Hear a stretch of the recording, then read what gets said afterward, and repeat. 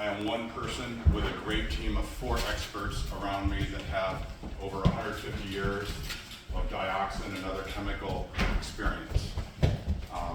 And also, to put things in perspective, I'm one person with 4 people. We've spent close to $100,000 for free testing. The EPA has a $12 billion budget with 17,000 employees. My offer remains open to the railroad, to the EPA, to test side by side with me. I want to make that clear. The EPA could easily spend $100,000 of the $12 billion, and I don't even think that's a rounding error, 0.0000 or whatever it is. So what I want to do is go over the most recent results. We have concerns about the dust from the remediation in the burn pits. And we're going to specifically go over results from 885 Taggart Street, brush drill supply hardware. And we're going to go over those in detail and then answer some questions. But I want to, we hear from the government, especially in the post-COVID era,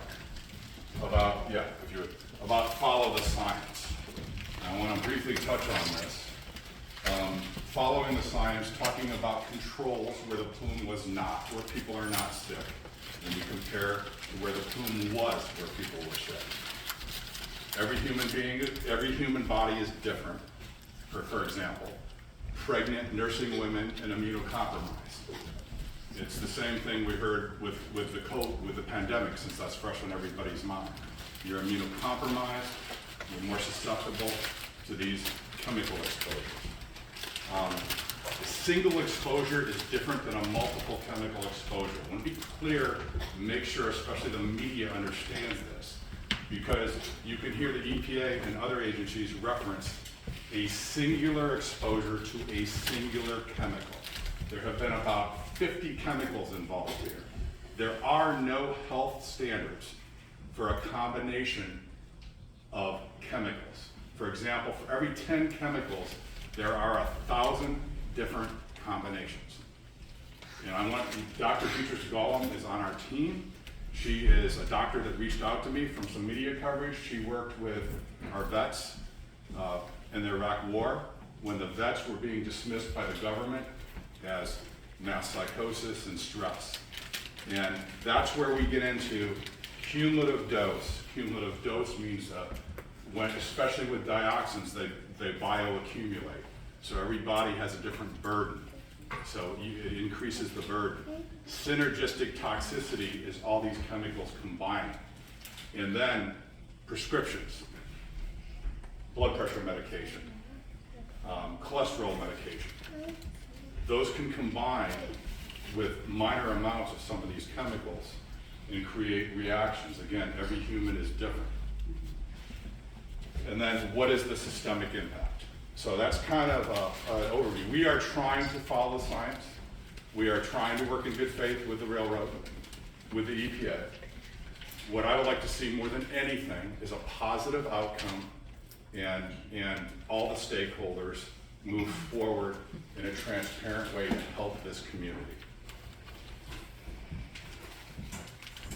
So 885 Taggart Street, this is May 15th, 2023. And you can see that's effectively across the street from where the derailment was. And to the best of my knowledge, the EPA did dioxin testing, but they stopped on or about April 14th. Subsequent to April 14th, the remediation in the dust ramped up. And these are the results, these will be the results that we got this day. And something that's very important, it's my understanding with the EPA testing and some of the other contractor testing for the railroad, they're going 1 to 6 inches below the surface. Well, if you really want to know what's going on with all this dust, you really don't want to go that deep in the soil, because that can be kind of altering the results to not reflect exactly what people are being exposed to. This is the dioxin data from the two controls. One control is from Salem, Ohio. One is from Negley, Ohio. And the control from Negley is a resident that a year before the derailment, last summer, took soil from her garden and put it in her house. So those are our reference points. And another thing, when you see the EPA and others report data, they report in parts per million. So for example, you see these results here where you've got 500,000 total dioxins. They move the decimal points, so it's 0.5.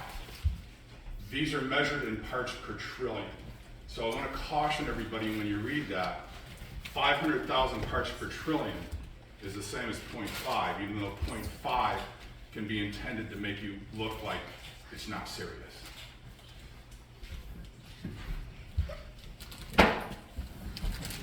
Yeah. So here's what we call the total dioxins. So you see this control, 1,809, this is 610, 500,000. When you look at these percentages, you're talking 27,000% to 164,000% more. And I'm going to briefly go through all these slides and all these are being made available. So we're not talking 10, 20%, and these are controls.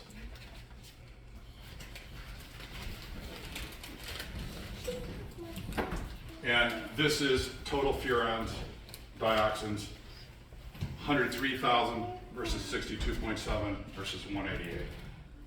Again, this is very significant. Total dioxins and furans, 604,000 versus 673 versus 1,998.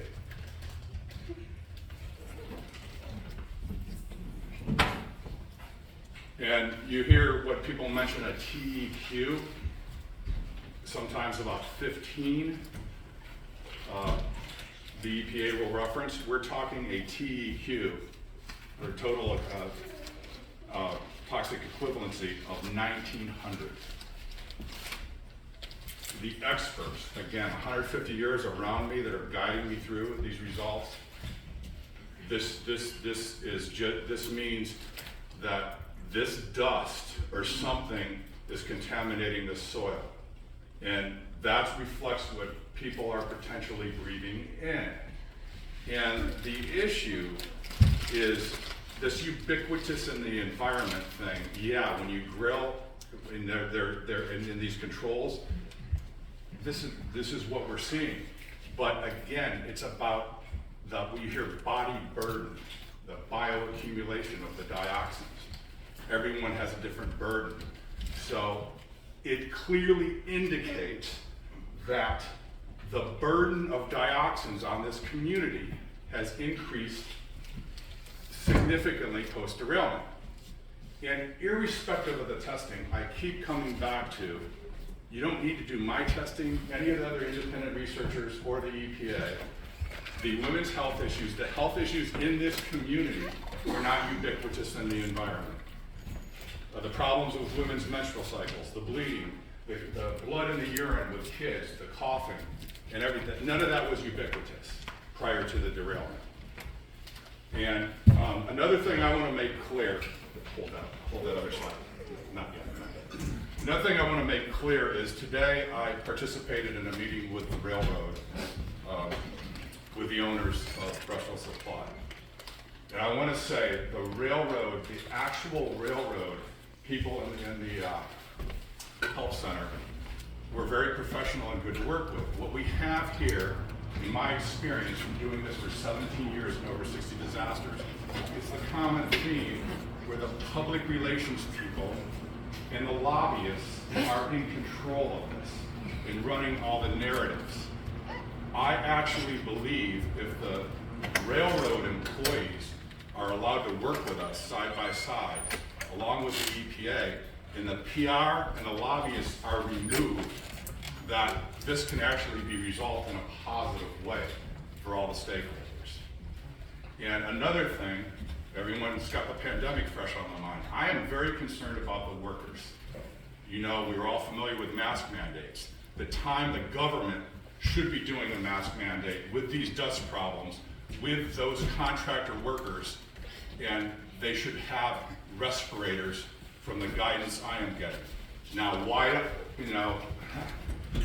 don't they have respirators? Most likely because there is no doubt the PR people are in charge and the lobbyists are in charge. It's time to resolve this and let us all work together. We should not need public information officers.